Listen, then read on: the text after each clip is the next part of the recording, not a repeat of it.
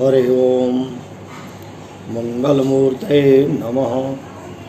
ओम गणाधिपते नमः।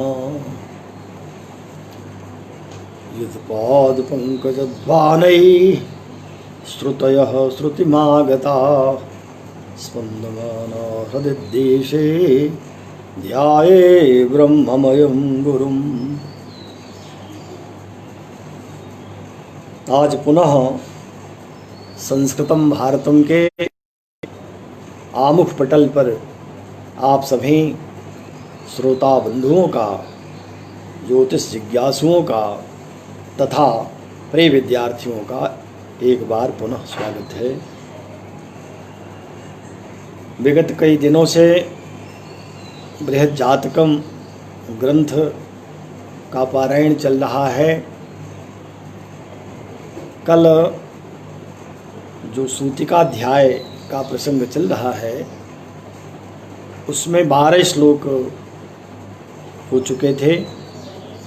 आज 13वें श्लोक पर व्याख्या आरंभ करें। इसके पूर्व जो कल के प्रश्न थे उन पर थोड़ा सा विचार कर लिया जाए, विचार करके पुनः आगे बढ़ते हैं। कल 3 व्यक्तियों ने प्रश्न किया है, जिसमें सबसे पहले आचार्य सहस्राम त्रिपाठी जी का प्रश्न है। त्रिपाठी जी ने कहा कि जन्मकाल का नालूक छेदन जो बात आपने कही है, तो नालूक छेदन के बाद ही तो प्राणवायु का संबंध जातक से माना जाता है। कह रहे संभवतः मेरा तो यही दृष्टिकोण है कि नालूक छेदन के बाद ही मानना चाहिए कि अब स्वतंत्र रूप से उस बालक को, बालिका को, जातक को अब स्वतंत्र उसका जीवन आरंभ हुआ। क्योंकि अभी तक तो माता के गर्भ से जो नाल है उस नाल से संबंध है। हाँ, ये तो सही है कि नाल से ही जो गर्भ में रहता है जीव, तब उसको अपनी माँ के द्वारा खाए गए जो अन्न हैं उनका रस, जो जल पीती है उसका अंश, और जो भी उसके द्वारा प्राणवायु आती है उससे उसको प्राणवायु उस गर्भस्थ शिशु को मिलते हैं। लेकिन जब वह जैसे पूर्ण रूपेण जन्म होता है, अभी नाला नहीं काटा गया, नालूक छेदन नहीं हुआ, फिर भी वह श्वास लेना आरंभ कर दिया, तो एक प्रकार से इस भूलोक में, पृथ्वी लोक में उसकी श्वास प्रक्रिया आरंभ हो गई। तो श्वास को प्रधान मान करके ये बात कही जाती है कि पूर्णतया जब जन्म हो गया, जैसे ही छींक आई अथवा रोया अथवा वो कुछ ध्वनि किया, न भी कुछ किया, तो वो श्वास लिया। भले ही देखे नालोच्छेदन जो है वह उसमें कभी कभी विलंब भी हो जाते हैं, काफ़ी समय लग जाता है। तो प्राणवायु उसकी अपनी स्वयं से प्रारंभ हो चुके हैं, इसलिए संबंध तो पूर्ण जन्म जब हो और जब पहली श्वास ले, ये कैसे ज्ञात होगा? तो इसके ज्ञात होने का यही सबसे बढ़िया तरीका है कि वो रोता है, अथवा कोई बच्चे रोते नहीं, एक तक नहीं रोते तो वो छींकते हैं, अथवा छींकते भी नहीं हैं, तब भी देख करके पता चल जाता है कि इनकी धड़कन आरंभ हो गई है, अब श्वास। वह काल इष्ट काल के लिए सर्वाधिक उपयुक्त काल वही है। यद्यपि इसमें भी विभिन्न मत हैं आचार्यों के, लेकिन मैं समझता हूँ कि प्रथम जो श्वास है उसकी स्वतंत्र रूप से जब लेता है, जब माँ के गर्भ में जब तक है तब तक तो माँ के श्वास से उसका जीवन है। यद्यपि बाद में 2.5 वर्ष तक माँ के किए गए जो भी अच्छे बुरे कर्म हैं, अथवा कहें कि जो माँ के द्वारा पुण्य पाप हैं, उसकी ग्रह स्थितियाँ जैसी हैं, उसका फल तो कुछ न कुछ उस जातक को भी मिलता है। क्योंकि अभी माँ पर ही आश्रित रहता है जब तक माँ का दुग्धपान करता रहता है, क्योंकि वो स्वयं न तो कुछ खाता है न पीता है, तो माँ से तो संबंध रहता है दूर तक। ये जो ग्रह स्थिति है उसका परिणाम भी उसको मिलता रहेगा। स्वयं के अभी उसके परिणाम नहीं आते, लेकिन प्रथम श्वास ही उसका इष्ट काल मानना चाहिए, जैसा मैं समझता हूँ। और यही अभी तक हमने अन्य विद्यार्थियों से भी बात कही, और स्वयं जो जन्म पत्री आदि बनती हैं, यद्यपि इतनी कोई सावधान नहीं रहते, लोग तो जो डॉक्टर ने बता दिया या घर के लोगों ने घड़ी देख ली, अब जो भी समय बताया वही मान करके ज्योतिषी लोग बनाने लगते हैं। और ज्योतिषी लोग करें भी क्या, वो तो लिख भी देते हैं कि मया न धारिता शंकु परोपदिष्ट बेलायाम, मैंने शंकु स्थापित नहीं किया था, न घड़ी देखी थी, जैसा दूसरों ने बताया वैसी जन्म पत्री बना दे रहा हूँ। तो ये प्रथम श्वास ही प्रथम उसका जो जन्म है, यही इष्टकाल मान करके विचार करना चाहिए, कुंडली बनानी चाहिए। अस्तु, दूसरा प्रश्न आपका ही, आपने कहा कि उदयो डुपयोर व्यवस्थित, आप कह रहे हैं कि 2 श्लोक 9वां और 10वां, इन 9वें 10वें श्लोक में थोड़ा संशय रह गया है। वो ये है कि यदि चंद्रमा, आपने 9वें श्लोक में कहा कि यदि चंद्रमा गत हो अथवा अलग अलग जलचर लग्न हो और उसमें चंद्रमा हो, अथवा फिर कोई लग्न हो चंद्रमा जलचर राशि में हो, तो इसके लिए बस यही इसका वो सूत्र है कि चंद्रमा, जो पहली बात कही जा रही है, आप्योदय माप्यगः शशि, आप्योदय, उदय माने लग्न, आप्य माने जल, तो जलीय लग्न हो और उसमें आप्यगः शशि, चंद्रमा भी आप्यगः माने आप्य जल राशि में ही हो, चाहे वह लग्न में हो अथवा जल राशि में होकर कहीं हो, यही अर्थ करना ठीक है। और यह अर्थ टीकाकारों ने किया भी है। हाँ, अब अलग अलग एक और प्रश्न आपने कर लिया कि उदयो डुपयोर व्यवस्थित, इसका अर्थ है कि उदयो उदय माने लग्न और उडपयो व्यवस्थित, तो उडुप माने चंद्रमा, उदय माने लग्न, तो लग्न और चंद्रमा से, तो कह रहे हैं कि क्या चंद्रमा सहित लग्न से अथवा चंद्र कुंडली अलग हो, लग्न कुंडली अलग हो, अलग अलग राशियों में हो। तो अर्थ तो जो टीकाकारों ने किया वो यहाँ चंद्रमा के सहित माने, चंद्रमा लग्न में ही हो तब देखें, माने लग्न से भिन्न चंद्रमा से नहीं, लग्न और चंद्रमा एक साथ हों और द्वादश स्थान में शनि हो, व्यय स्थिति, व्यय में शनि स्थित हो, तब ये बात कही गई है।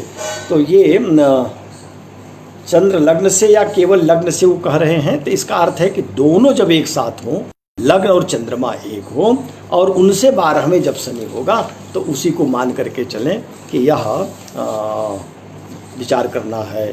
माने अगर केवल चंद्रमा से 12वें शनि हो या केवल लग्न से 12वें, तब ऐसी स्थिति नहीं, बल्कि दोनों जब लग्न और चंद्रमा एक हो जाए तब विचार करें। अगला प्रश्न आचार्य मनोतोष भट्टाचार्य जी का। प्रायः आचार्य जी तो कई प्रश्न करते रहते हैं और इस संवाद को या कहें कि इस क्रम को और गति देते रहते हैं। तो आपने कई प्रश्नों को उसी समय जब पाठ चलता रहता है तो प्रश्न कर लेते हैं, ताकि फिर वो क्रम बदल जाएगा, आगे बढ़ जाएगा। और उस समय जब पढ़ाते समय श्लोकों पर ध्यान होता है तो मैं प्राय देखता नहीं हूँ कि किसने क्या प्रश्न किया है।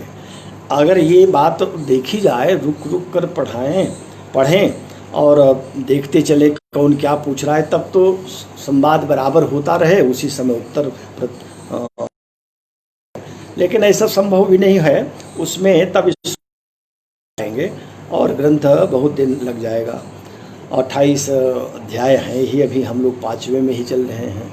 तो अब आचार्य जी का, जो भट्टाचार्य जी का प्रश्न है उस पर ध्यान दें। उन्होंने कहा रवि ही स्वयं पापग्रह, जो 6वां श्लोक कल हम लोग पढ़ रहे थे, वो था न कि न लग्न मिंदुम न गुरुर निरीक्षते न वा सुशांकम रविणा समागतम।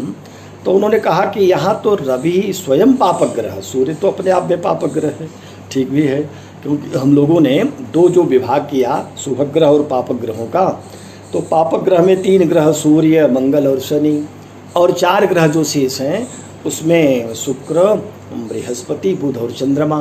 बुध और चंद्रमा के लिए इतनी शर्त है कि बुध अगर किसी पाप ग्रह के साथ है तो पाप हो जाएगा और शुभ ग्रहों के साथ तो शुभ हो जाएगा, और चंद्रमा अगर क्षीण हो गया तब वह पाप हो जाता है। क्षीणेन द्वारकमही सुतार्क तनया, ये कहा गया है पहले। तो अब इसमें 3 ही पापग्रह हैं, इसलिए सूर्य भी पापग्रह है। तो कह रहे हैं तब ततः स पापो अर्केण युतो, अथवा शशि इत्यनेन कि रविणा सह शशि अपरेण अधिकेन पापग्रहेण योग मंतव्य। तब क्या स पापो अर्केण युतो, पाप ग्रह स पाप माने पापी पाप युक्त अर्क के साथ शशि चंद्रमा, क्या यह कहा जाए? अथवा किम रविणा सह शशि, या सूर्य के साथ चंद्रमा। अपरेणाधिकेन पापग्रहेण योग मंतव्य। अपरेण माने जब बाद से अधिक कहेंगे तो पापग्रह योग तो मानना पड़ेगा।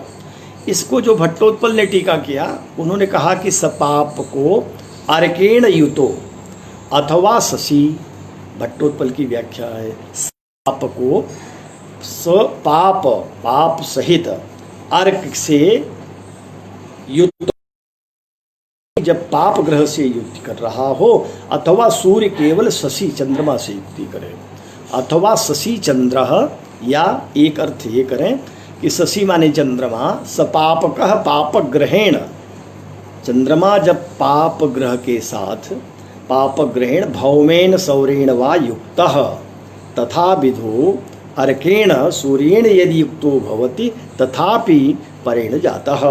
एक भट्टोत्पल का टीका है, उनका कहना है कि चंद्रमा जब सपापकः माने पापक ग्रह से युक्त हो, वो पापक ग्रह कौन हो सकता है? तो मंगल भी हो सकता है, अथवा सौरेण माने शनि हो सकता है।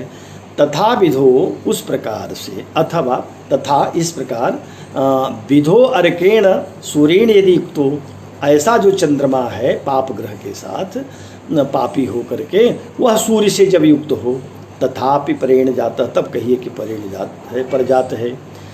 उन्होंने कहा कि पुनश्च, अब इसमें एक संशय ये होगा कि अर्केण अप्रधाने तृतीया भवति बलेन नीचस्थेन रविणा किम बोधव्यम। तब क्या अर्केण, यहाँ तो अप्रधान सूर्य है, और ये तृतीया का जो सूत्र है सहयुक्ते अप्रधाने, पाणिनि ने कहा सहयुक्ते अप्रधाने, अर्थात जो गौड़ है उसमें तृतीया विभक्ति करें, तो सूर्य यहाँ गौड़ है, अप्रधान यहाँ गौड़ के अर्थ में सूर्य है, इसलिए रविणा शब्द ही प्रयोग किया है।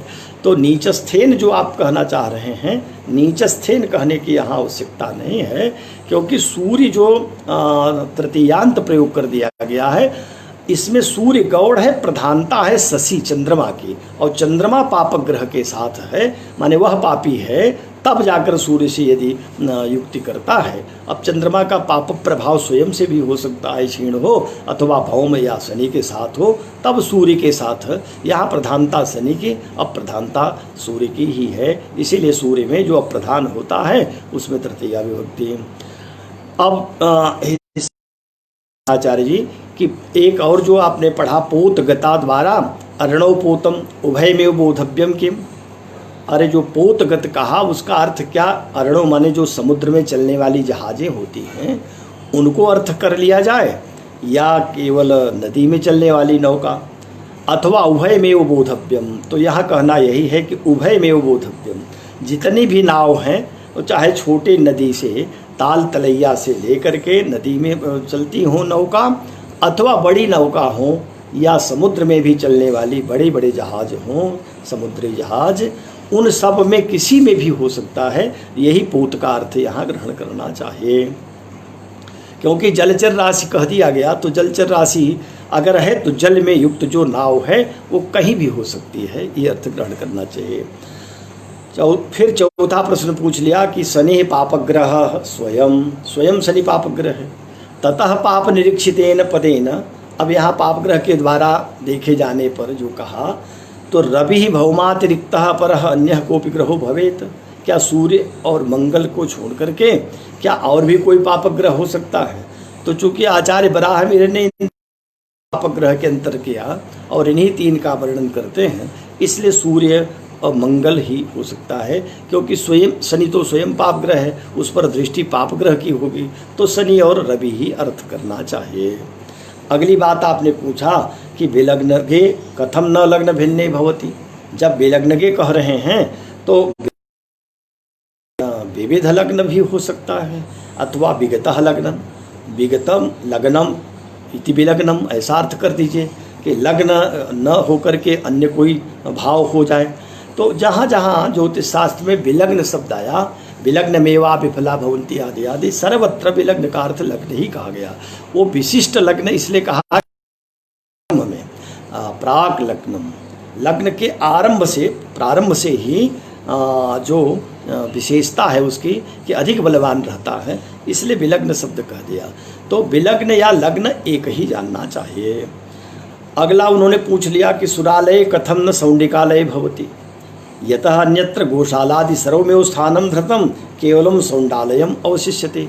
अभी जब जितना वर्णन किया गया कि शनिवार में हो या शनि लग्न में हो और उसको पापग्रह देखते हो, तो सारे पापग्रहों से एक एक स्थान बता दिया गया। बृहस्पति से कह दिया कि वह जब बृहस्पति से देखा जाए तो बच्चे का जन्म सुरालय में होगा।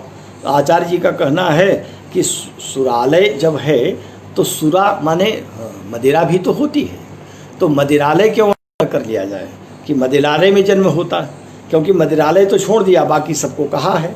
तो हाँ, ये भी बात आचार्य जी का शब्दों से जो खेल करना है वो तो हो सकता है, क्योंकि सुरा का अर्थ तो होता ही है। वो आप लोग सभी जानते हैं, मंडन मिश्र के यहाँ जब आकाश मार्ग से आ गए आचार्य शंकर आदिशंकर, तो उनको बहुत क्रोध आया और पूछा कि कुतो मुंडी कहाँ से आया, ये प्रश्न था। शंकराचार्य ने कहा कि आगलान मुंडी, आगलान माने गले तक सिर मुड़वाया, तो उनको और क्रोध बढ़ गया। कहा कि पंथा पृक्षन्ते, मैं तो रास्ता पूछ रहा हूँ किधर से आया। शंकराचार्य ने बिना देर के कहा कि मुत्तरेण तेन, उस रास्ते ने क्या बताया आपको, तो उनको और क्रोध आ गया। फिर कहा किम सुरा पीता, क्या मदिरा पिया है। शंकराचार्य ने कहा कि सुरा किम पीता भवती, क्या सुरा मदिरा पीली होती है, पीले रंग की होती है। तो शब्दों का खेल तो अपनी जगह है। सुरालय अगर कहा जाए तो एक ढंग से मदिरालय है अर्थ है इसका, लेकिन मदिरालय को छोड़ दिया गया तो ये हो सकता है कि मदिरालय में कुछ स्थित स्थान जहाँ भी आवे उसको मदिरालय समझ लेना चाहिए, लेकिन यहाँ बृहस्पति से मदिरालय समझने में थोड़ा गड़बड़ हो जाएगा। और क्योंकि बृहस्पति के लिए, अच्छा ये श्लोक आचार्य बराहमिहिर ने, ये तो उन्होंने संकल्प किया है कि हम अपनी कोई बात विकल्प बनाकर नहीं कहेंगे। बराहमिहिर ने स्वयं कहा कि हम जो भी कुछ कह रहे हैं वो क्या है, ज्योतिष आगम शास्त्रम विप्रतिपत्तौ न योग्यमस्माकं स्वयमेव विकल्पयितुम किंतु बहुनाम मतम बख्शे। वो कह रहे मैं बहुतों के मत को कह रहा हूँ। तो जब ये बात उन्होंने कही कि रविर नरेंद्रा मर गोकुलेशु, और ये जो सुरालय आ गया, क्रीड़ा भवने सुरालय, तो सुरालय को इन्होंने जो श्लोक लिया, ये श्लोक बनाया, सिद्धांत लिया, वह सिद्धांत तो स्वयं का सिद्धांत नहीं है, ये सिद्धांत लिया है आचार्य वो कहें कि वेद व्यास जी से। जो व्यास संहिता है जो जातक पर लिखी गई वो बादरायणी के नाम से प्रसिद्ध है, यद्यपि अब वो लुप्त है। उसमें से कुछ अंश जिसको भट्टोत्पल जी ने टीका किया वो उपलब्ध होता है। तो भट्टोत्पल जी ने जो बादरायण को कोट किया, उन्होंने वहाँ कहा सूर्य क्षिते गो नृप देव भासे शुक्रेन्दुजाभ्याम रमणीय देशे सुरेज दृष्टि, यही सुरेज माने बृहस्पति के दृष्टि होने पर द्विज वन्य होत्रे माने जहाँ ब्राह्मण का स्थान है और वन्य होत्र जहाँ अग्निहोत्र आदि होते हैं, बृहस्पति की दृष्टि है, इसलिए सुरालय का अर्थ मदिरालय करना हम उचित नहीं समझते। और भट्टोत्पल ने भी टीका करते हुए सुरालय देवगृहे इति, सुरालय को देवगृह ही कहा है, अतएव हमने सुरालय का अर्थ देवालय ही कहा। पर यदि आप ऐसा कोई उदाहरण मिल जाए किसी की कुंडली में कि मदिरालय में जन्म हुआ, देखा जाए, अगर वो बात घट जाएगी तो हमको आपकी बात मानने में कहीं कोई आपत्ति नहीं होगी। लेकिन जो हमने देखा है, जो श्लोक का अर्थ होता है, उसी के अनुसार हम अर्थ करना उचित समझते हैं और वैसा ही अर्थ आपको आपके सामने रखते हैं। अब हो गया 12 श्लोक के अर्थ। नहीं, एक और सज्जन ने प्रश्न कर लिया है, वो हैं आचार्य सुभाष पांडे जी। तो सुभाष पांडे जी ने प्रश्न कर लिया कि आपने ये कहा, ये लिखा है कि अब जगते मीने, अब जगते मीने से क्या अर्थ कर लिया जाए, अब जगते मीने कैसे होगा। लगता है कि वो भ्रमवश ऐसा लिख गए, उनकी किताब में हो सकता है लिपि दोष हो गया हो, क्योंकि अब जगते मीने हमको किसी इसमें पूरे प्रकरण में नहीं मिला है। वो है मंदे अब जगते। मंदे को शायद मीने वहाँ लिख दिया गया होगा, इसी भ्रम से उन्होंने लिखा। अब जगत तो जलचर राशि है ही और मीन स्वयं में जलचर राशि है, इसलिए अब जगते मीने वो पाठ ठीक नहीं है, उसको मंदे अब जगते ही पाठ जानना चाहिए। अस्तु, ये 3 ही प्रश्न थे, 3 लोगों के द्वारा। प्रश्न तो कई थे और प्रश्नों पर समाधान संक्षेप में ही करना ठीक रहता है, पर तब भी काफ़ी समय हो जाता है। अब हम लोग 13वें श्लोक पर ध्यान दें। 13वां श्लोक देखें। ये प्रसव देश का ज्ञान किस स्थान विशेष पर, किस स्थल पर प्रसव हुआ होगा, इसको बता रहे हैं आचार्य वराह मिहिर। कह रहे हैं 13वां श्लोक, राशंस समान गोचरे मार्गे जन्म चरे स्थिरे गृहे स्वर्छांस गते स्वमंदिरे बल योगात् फल मंसकक्षरयो मंसकक्षयो अर्क्षयो अर्क्षरिक्षयो। अर्थ होगा राश्यंस समान गोचरे। अब राशि अंश, अंश माने नवांश, जो लग्न की राशि हो या जो नवांश हो, लग्न का ही नवांश, लग्न की राशि अथवा लग्न का नवांश, जो राशि राशि संज्ञक माने मीन मेष वृष आदि कोई भी राशि, तो जो राशि राश्यंस समान गोचरे, उसी के समान गोचर। गोचर के तो कई अर्थ होते हैं। गो माने पृथ्वी भी है, गो माने आकाश, आकाशस्थ जो ग्रह होते हैं उनको भी गोचर कहा जाता है, गोचर प्रभाव। और गो माने इंद्री भी होता है, गाय या बैल तो गो का अर्थ होता ही है। तो यह करे गोचरे का अर्थ भूमि समझिए, भूमि। तो राश्यंस समान गोचरे, जो लग्न है, लग्न की राशि अथवा लग्न का जो नवांश है, उसके समान भूमि में जन्म मार्गे जन्म, जन्म समझना चाहिए। बच्चे का जो जन्म हुआ तो जो लग्न में राशि या नवांश पड़ा हुआ है, उसमें जो बलवान हो उसके अनुसार उसके जो गुण धर्म हैं, जो उसकी भूमि कही गई है, उसके अनुसार समझना चाहिए। तो कहा कि यदि चरे जन्म, चर लग्न है और चर नवांश है, तब तो जन्म मार्गे जन्म, मार्ग हो गया। स्थिरे गृहे, अगर स्थिर लग्न है या स्थिर नवांश है तो घर में जन्म हो गया। स्वरछांस गते, स्वरछांस गते जन्म लग्न में जो जहाँ भी लग्न की राशि नवांश हो, स्वरछांस गते अपने अंश नवांश में या अंश में गई हुई जो ग्रह हो, तो स्वमंदिरे अपने ही घर, मान लीजिए स्थिर राशि और स्थिर नवांश दोनों में जन्म है, दोनों एक साथ है, उसी में जन्म हुआ, तब कह रहे हैं कि स्वमंदिरे अपने घर में ही जन्म कहना चाहिए। बल योगात् फल मंसकक्षयो। अब दोनों को देखिए, राशि को भी और ऋक्ष, ऋक्ष माने राशि और वंशक माने नवांश, कौन अधिक बलवान है, तो जिसका बल अधिक हो बल योगात्, उसी के बल के बलाबल से, माने बलवान राशि अथवा बलवान नवांश के अनुसार जन्म का स्थान निर्णय करना चाहिए। जिस प्रकार की राशि है उसकी जैसी भूमि हो, ऊंची नीची भूमि है अथवा खरपतवार युक्त है अथवा फल वाली भूमि है, घर है, कैसा है, ये निर्णय उसी के अनुसार करना चाहिए।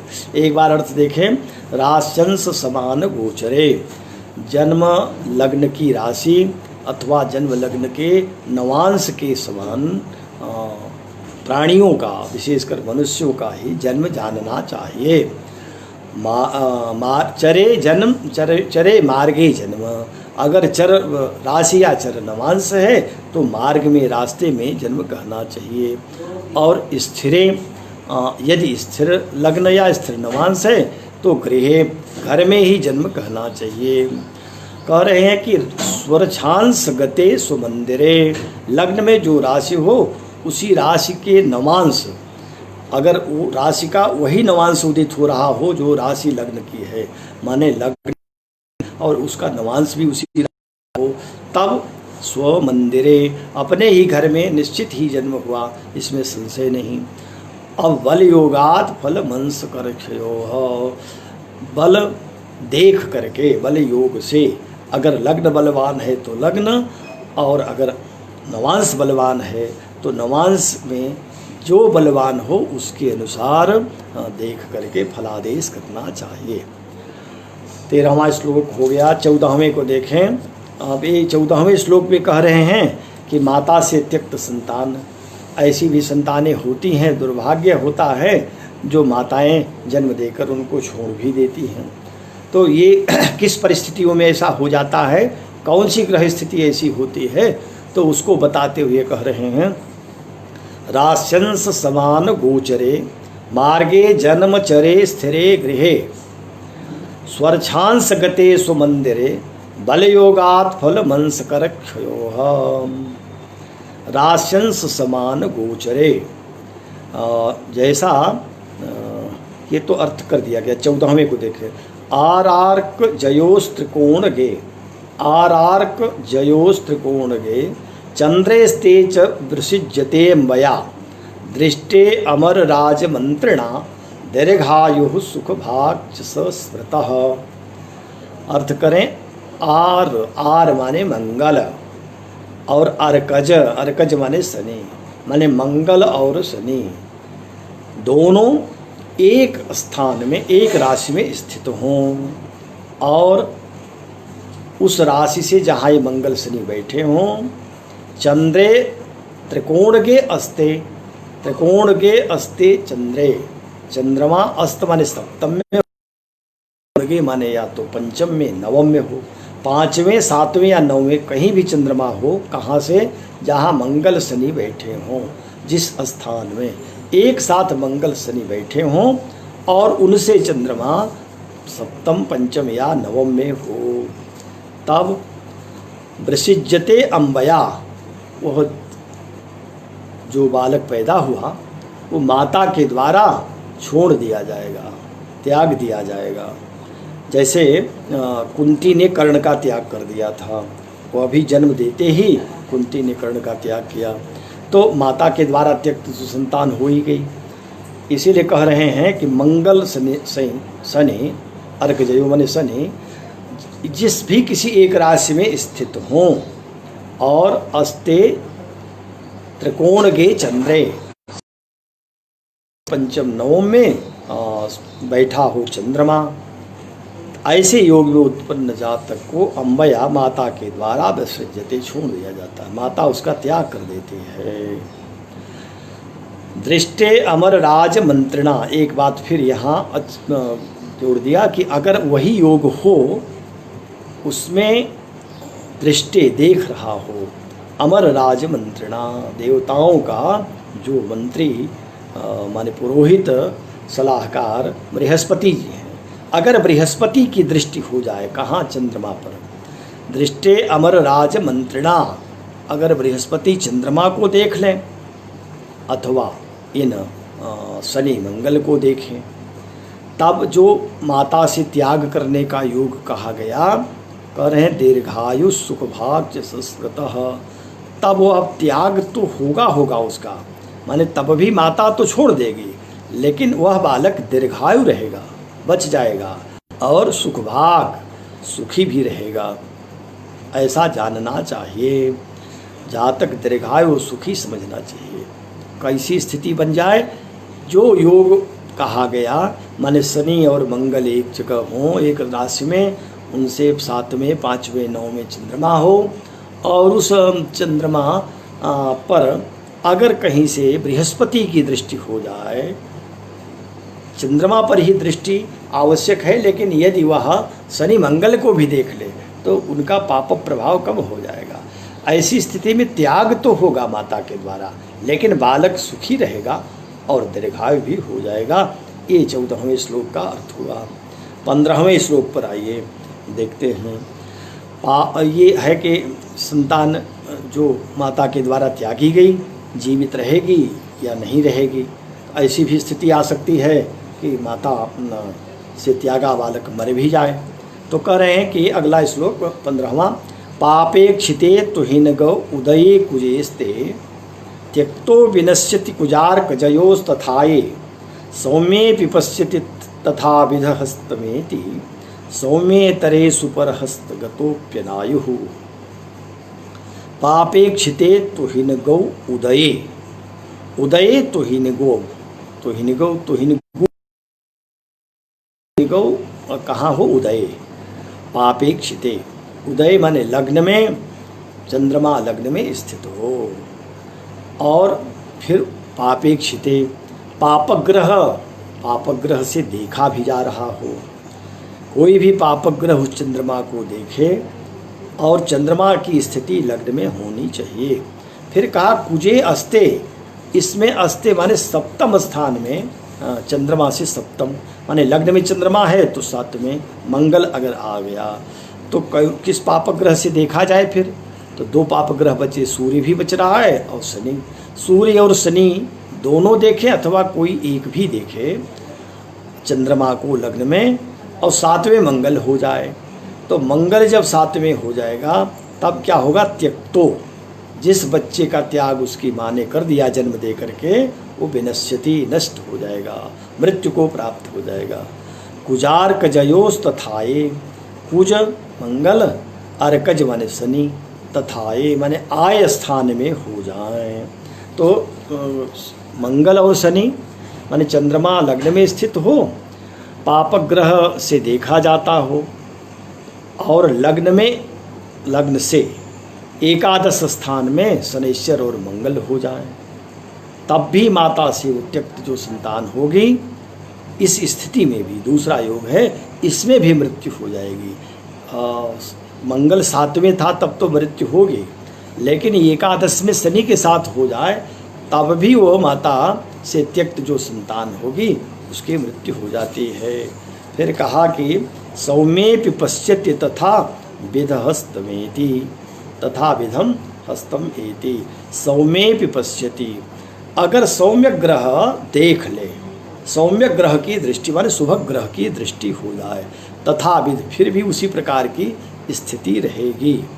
सौम्ये तरे सुपरहस्त गतोप्यनायु हो, और सौम्य से इतर, सौम्येतर, सौम्य का अर्थ यहाँ अगर बुध किया जाए तो बुधेपि सौम्येपि पश्यति तथा विधहस्तमेति, इसका अर्थ हुआ कि यदि चंद्रमा शुभग्रह से देखा जा रहा हो, शुभग्रह में बुध को कहें, और अगर सौम्य को अर्थ सभी शुभग्रह लें तो शुक्र बुध गुरु की भी दृष्टि हो और वे बलवान हो, तो क्या होगा कि किसके हाथ में, हस्त में थी, किस प्रकार के व्यक्ति में के हाथ में जाएगा बालक।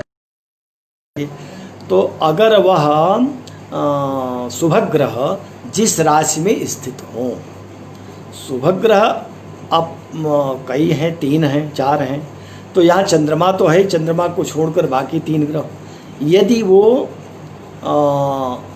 अपने जिस राशि में है बलवान है, तो बलवान उस सौम्य ग्रह के अनुसार जो राशि है उस राशि के वर्ण धर्म के अनुसार ऐसे व्यक्ति के हाथ में जाएगा।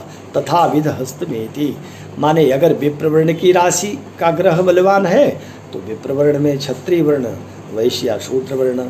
तो सौम्ये पश्यति, जब शुभ ग्रह देखें उस स्थिति में बुध देखें अथवा अन्य भी शुभ ग्रह, सौम्ये भी यहाँ सभी शुभ ग्रहों को लें, अब बुध तो है ही, तब ऐसी स्थिति में अगर एक कह दे केवल बुध को, तब तो यहाँ एक ही राशि में वो रहेगा, तब एक ही वर्ण विशेष में जाने की बात आएगी। इसलिए जितने भी शुभ ग्रह हैं उनकी जो राशि है, जिस राशि में स्थित हैं और तीनों में जो अधिक बलवान है, उस बलवान के राशि के गुण धर्म के अनुसार, ऐसे वर्ण के अनुसार उस जातक को जाना होगा।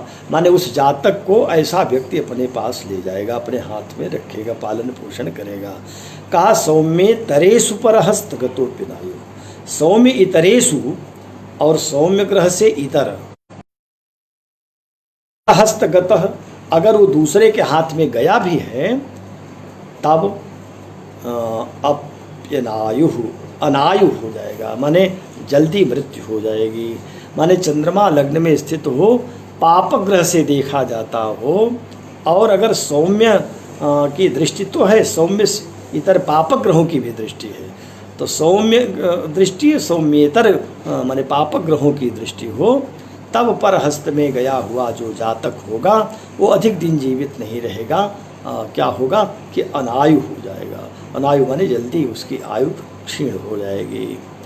ये हो गए 15 श्लोक के अर्थ। एक बार चाहे तो फिर से इसको देख लें। पूरे का अर्थ हुआ, पापेक्षिते तुहिन गौ उदये कुजेस्ते। चंद्रमा लग्न में स्थित हो, पापग्रह शनि सूर्य आदि से देखा जाता हो, और कुजे अस्ते मंगल अस्त माने सप्तम स्थान में हो, तो त्यक्तो विनश्यति, इतना हो जाए तब माता से वो त्यक्त योग रहेगा। ये बात हो गई। कह रहे त्यक्तो विनश्यति कुजार कजयोस तथाए। अगर कुज अर्कज माने शनि आय में भी हों तब भी वो जो त्यागा हुआ जातक होगा वो विनश्यति, मृत्यु को प्राप्त हो जाएगा। सौम्येपि पश्यति तथा विध हस्तमेति। शुभग्रह जो देख रहे हों उनमें जो अधिक बलवान हो उन्हीं के वर्ण धर्म के अनुसार उस जातक उनके हाथ में, ऐसे व्यक्ति के हाथ में जाएगा जो माता से त्यागा हुआ संतान है। सौम्येतरेषु, सौम्य और इतरेषु, सौम्य ग्रह भी देख रहे हों उनसे इतर अगर पापक ग्रह भी देखें तो जो परहस्त गया हुआ जातक होगा वो उसकी मृत्यु हो जाएगी, क्योंकि बहुत आयु नहीं रहेगी, अनायु हो जाएगा। यहाँ तक हो गया 15 श्लोक। अब 16वें श्लोक पर ध्यान दें। 16वां श्लोक है, पितृमातृगृहेषु तद्बलास्तरुशालादिषु नीचगै शुभै यदि नैकगतैस्तु वीक्षितौ लग्नेन्दु विजने प्रसूयते। अर्थ होगा कि पितृमातृगृहेषु, पिता या माता के घर में, तद जैसे पिता माता का घर क्या होगा, तो जन्म काल जब हुआ, जन्म कुंडली बनाई गई, उस जन्म चक्र के अनुसार जन्म काल में जो पितृ आदि संज्ञक ग्रह कहे गए हैं, 4 बताया था। कब पिता का कारक कौन ग्रह है, दिन में कौन, रात्रि में कौन, पितृव्यकारक कौन है, दिन में कौन, रात्रि में, मातृकारक कौन है, दिन में कौन, रात्रि में, और कौन है मातृस्वस्त्र, माता की बहन मौसी का कौन कारक ग्रह है, दिन या रात्रि में। तो उसी को यहाँ बता रहे हैं कि पितृमातृ गृहेषु तद्बलात्, बलवान कारक ग्रह के अनुसार बच्चे का जन्म समझना चाहिए कि जिस घर में पैदा हुआ, प्रसव का गृह किसका घर रहा होगा, पिता का है कि माता का है। तो माता का घर कोई अलग होगा, पिता का अलग होगा, ऐसा तो है नहीं। हाँ, लेकिन ऐसा है, पिता से माने जो पैतृक अपना घर है पिता पितामह का, माता से माता के जो पितृ आदि का, जैसे ननिहाल का, ये अर्थ किया जा सकता है, करना भी चाहिए ही। तो कह रहे पितृमातृ गृहेषु, अगर पितृ संज्ञक ग्रह सर्वाधिक बलवान है तो पिता के घर में जन्म जानना चाहिए। मातृगृहेषु, जो मातृ संज्ञक ग्रह है, अगर वह बलवान हो उस जन्म पत्रिका में, तो माता के घर में माने नानी आदि के यहाँ जन्म होगा। और यदि पितृव्य संज्ञक माने चाचा का संज्ञक जो ग्रह है, जैसे दिन का है तो शनि हो जाता है चाचा का कारक, और रात्रि का है तो शनि पिता का कारक, सूर्य चाचा का कारक है। तो पहले हम लोगों ने जान लिया था। तो यहाँ कह रहे हैं कि अगर वो पितृव्य संज्ञक ग्रह है और बलवान है तो चाचा के घर में जन्म हो गया। और यदि मातृव्य संज्ञक ग्रह प्रधान है तो माता की बहन के घर में जन्म कहना चाहिए। पितृमातृ गृहेषु तद बलात्, तरुशालादिषु, अब कैसे घर में हुआ जन्म, तो तरुशालादिषु, तरु माने वृक्ष आदि से बने हुए घरों में कहना चाहिए। और कब ये बात कहें, जब नीच गई सुहई, सुहई माने सुहई सारे शुभग्रह, नीच गई माने नीच राशि में चले गए हों। यदि सभी शुभग्रह अपने नीच राशि में बैठ गए हों तब तरुशाला, वृक्ष के नीचे अथवा वृक्ष से बने जिस घर में काठ का घर बनाया गया हो उसके नीचे घर में, अथवा इसी ढंग से अन्य बलवान राशियों के अनुसार निर्णय कर लेना चाहिए कि कहाँ जन्म होगा। नीच गई सुभई कहा, शुभग्रह सुभई बहुवचन है और नीच गई भी, तो शुभग्रह अगर नीच, सभी शुभग्रह नीच राशियों में हो तब उस हिसाब से कहे कि कहाँ इसका तरुशाल आदि में जन्म हुआ है। और कहा कि यदि नैक गतैस्तु वीक्षितौ, एक नहीं अनेक ग्रहों के द्वारा अगर वीक्षित मन देखा जा रहा हो, लग्नेन्दु लग्न और चंद्रमा अनेक ग्रहों के द्वारा वीक्षित हो, तब ऐसी स्थिति में कहाँ जन्म होगा, तो कहा विजने प्रसूयते, तब विजन में, विजन माने विगतम विगतः जनः, जो लोगों से रहित है, विजन माने निर्जन स्थान में, निर्जन स्थान में भी जन्म जान लेना चाहिए। एक बार फिर से पूरे श्लोक का अर्थ देख लें।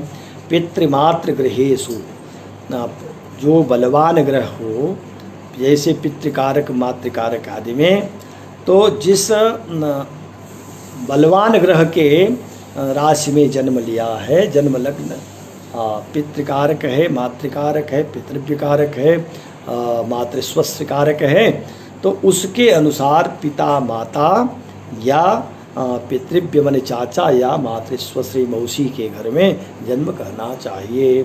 और तद बलात्, उसमें देखें कि कौन बलवान है। नीच गई सुभई, सुभई नीच गई, शुभग्रह नीच राशि में चले गए हों तो तरुशाल आदिशु, वृक्ष के नीचे अथवा वृक्ष के बने हुए घर माने काठ से युक्त जो घर है उसके नीचे जन्म कहे। यदि नैक गतैस्तु वीक्षितौ लग्नेन्दु, लग्न चंद्रमा को अनेक ग्रह जब देख रहे हों, न एक गतैस्तु, एक नहीं नैक माने अनेक, अथवा एक गतैस्तु कहे तो न एक गतैस्तु, यह भी अर्थ होगा। अगर एक ही कोई बलवान ग्रह देख रहा हो तब कहना चाहिए, अथवा यदि नैक गतैस्तु वीक्षितौ, वीक्षितौ है एक से अधिक ग्रह जब देख रहे हों तो विजन स्थान में माने निर्जन स्थान में बालक का जन्म कहना चाहिए। अगला श्लोक देखें, 17वां श्लोक, 16 श्लोक हो गए। मंदार 6, अब ये कह रहे हैं कि कैसे हम जान सकते हैं कि दीपक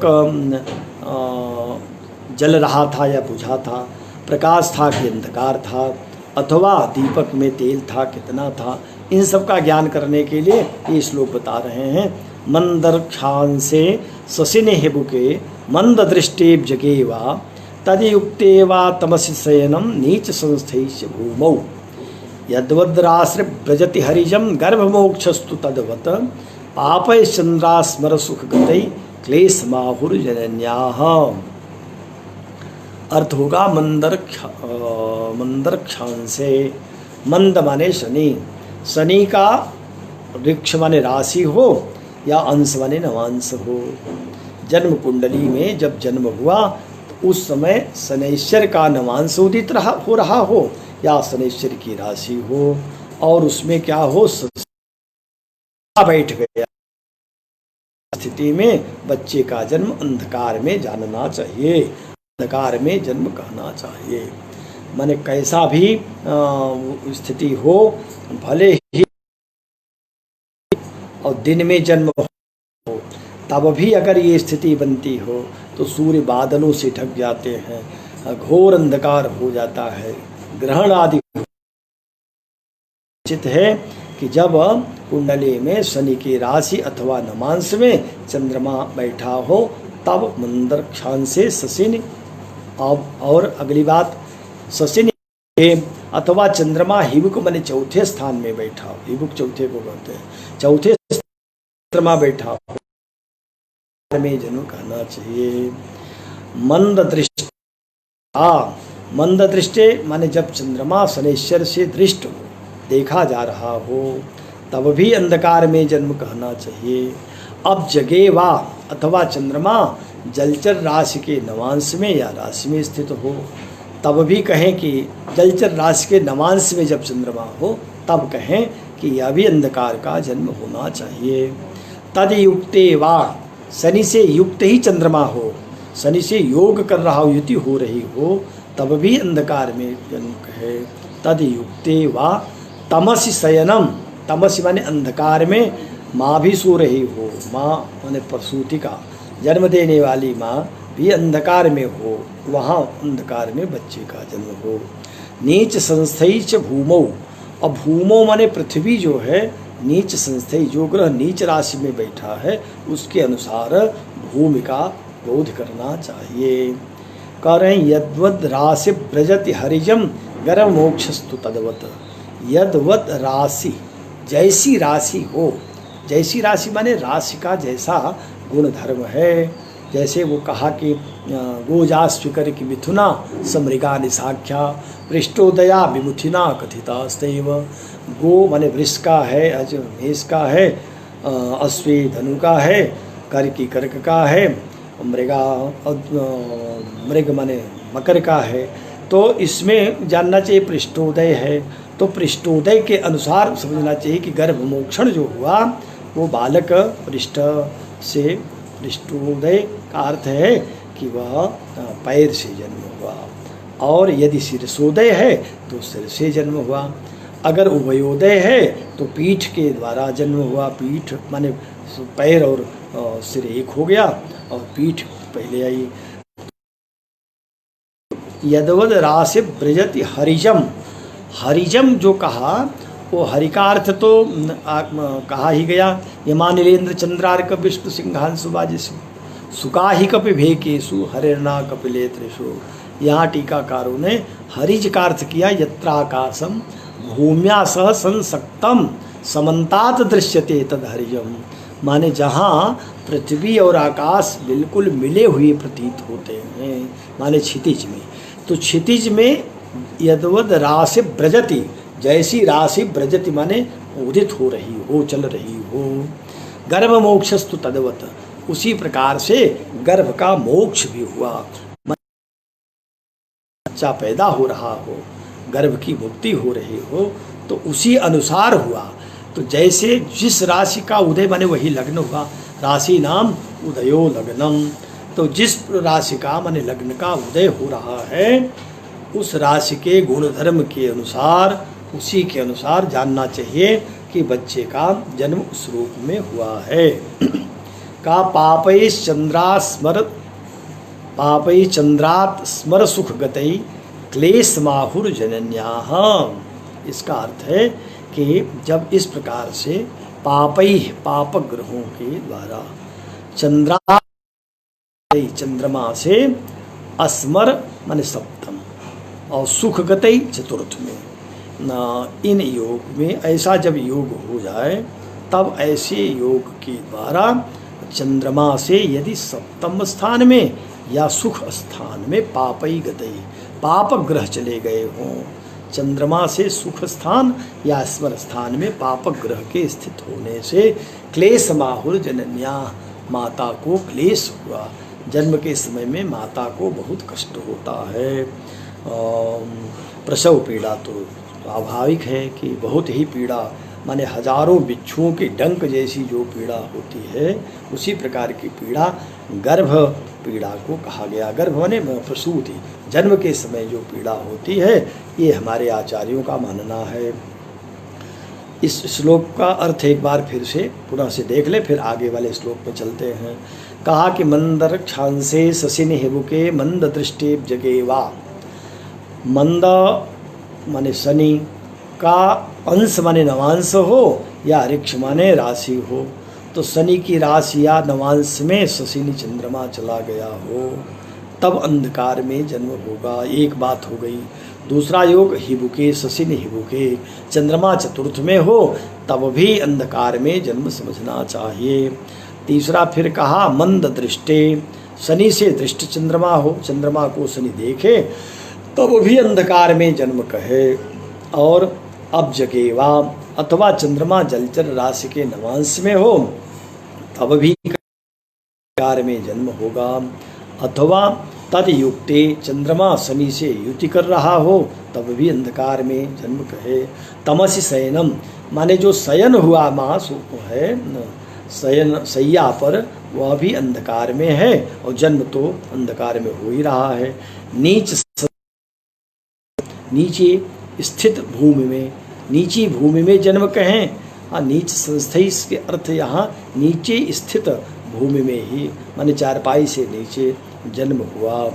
और कहा कि यद्वत राशि ब्रजति हरिजम, जिस प्रकार की राशि क्षितिज में उदित हो रही हो, जो राशि उदित हो रही हो उसका जो गुण धर्म हो, जो उस राशि की विशेषता है, वो सारी विशेषताएं गर्भ मोक्षस्तु तद्वत, गर्भ मोक्ष के समय में उसी प्रकार से उस बालक में या माता के गर्भिणी माँ जो है जन्म देने वाली उसको या उस बच्चे के लिए तद्वत उसी प्रकार से परिकल्पना करके कहना चाहिए।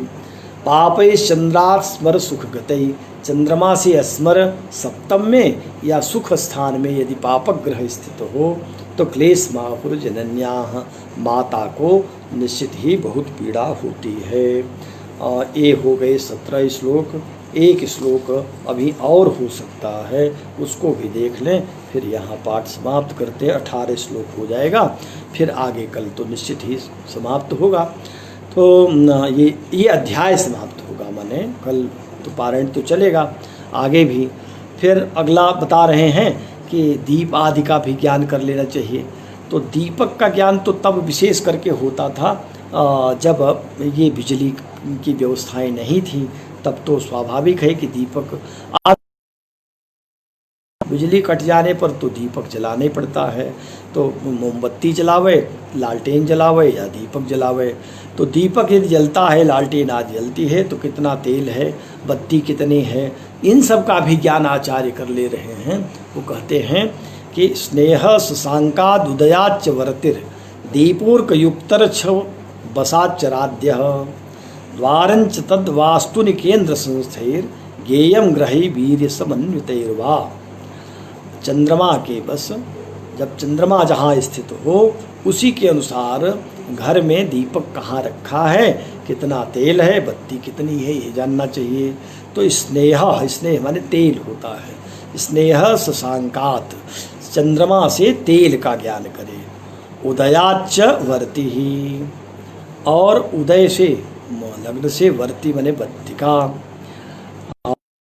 कहा अर्क युतर्क्ष युक्तर्क्ष बसात चराद्याह, सूर्य जिस राशि में स्थित हो उनके अनुसार ये जानना चाहिए कि दीपक जलाया गया, स्थिर रहा, अथवा कोई लेकर कहीं दूसरी जगह रख दिया, या कोई लेकर टहल रहा है। द्वारं च तद वास्तुनि केंद्र संस्थई, और द्वार माने गर्भिणी का, प्रसूति का घर किधर है, उसका दरवाज़ा किधर था। तद वास्तुनि, उस कमरे का दरवाज़ा किधर। केंद्र संस्थई, जो केंद्रस्थ ग्रह हों उनके अनुसार द्वार का निर्णय करें। और गेयम ग्रहेर वीर्य समन्वितैर्वा, उस घर को भी जो वीर युक्त माने बलवान ग्रह हों, चाहे केंद्र में ही हों, उनके अनुसार घर की स्थिति भी समझ लेनी चाहिए कि घर बहुत मजबूत था, घर कमज़ोर था, जला हुआ था, दग्ध था, या जीर्णोद्धार किया गया था, अथवा बिल्कुल नया था। तो इसको जानने के लिए कैसे करें, तो कहा कि एक एक करके अर्थ देख लीजिए। कह रहे स्नेह शशांकात, शशांकात माने चंद्रात, चंद्रमा से स्नेह तेल का ज्ञान करें। अच्छा, चंद्रमा से कैसे करें तेल का ज्ञान, तो एक ने टीका कर दिया कि चंद्रमा अगर पूर्ण बली हो तो तेल पूर्ण भरा हो, और अगर मध्य बली हो तो मध्य है, अगर अधम बली है तो थोड़ा तेल था। तो एक टीका कर लिया कि अगर चंद्रमा अमावस्या का हो तो बिल्कुल क्षय हो गया, तो तेल क्षय था तो जले कैसे बत्ती जलेगी, तो ये तो अमावस्या प्रतिपदा में आप क्या कहेंगे। तो इसलिए कहा कि यह अर्थ करना ठीक नहीं है। तब कैसा अर्थ करें, तो दूसरे टीकाकार ने कहा कि जन्म के समय में जिस राशि में चंद्रमा बैठा हो उस राशि के अंश को देख लीजिए। अगर वो प्रारंभिक अंशों में है, लग्न में, तब चंद्रमा जिस राशि में है, अगर वो राशि के आरंभ में है, तब तो निश्चित ही दीपक पूर्ण तेल से भरा हुआ है। राशि के मध्य उसी अनुपात से जानिए, और बिल्कुल अंत हो रहा हो तो अब दीपक में तेल समाप्त होने वाला था जब जन्म हुआ। तो यह अर्थ चंद्रमा से तेल, स्नेह शशांकात, और उदयाच्च वर्ति ही, लग्न से बत्ती भी समझ लेना चाहिए। और यही ज्ञान जैसे इसको तेल के लिए किया गया, बत्ती के लिए भी ऐसे कर लें। तो क्या है बत्ती के लिए? अगर लग्न आरंभ की है तो पूर्ण बत्ती भरी है, अगर मध्य की है तो आधी बत्ती है, अंत हो रहा है लग्न तो बत्ती बहुत थोड़ी रह गई है, ऐसा अर्थ कर ले। और अर्कयुताक्ष वसात चराद्याह, अर्कयुक्त ऋक्ष माने राशि, तो सूर्य जिस राशि में स्थित है उसके हिसाब से जानना चाहिए दीपक को। तो अगर सूर्य चर राशि का है तो दीपक जला लेकर कोई टहल रहा है, और घर में जहाँ जन्म हो रहा है कोई उपसूतिका दीपक को लेकर घूम रही है। और यदि चर नहीं स्थिर राशि का है तब स्थिर माने जहाँ दीपक रखा था शुरू से वही पड़ा रहा, हटाया नहीं गया, जैसे बल्वादी जहाँ रहते हैं वहीं रह गए।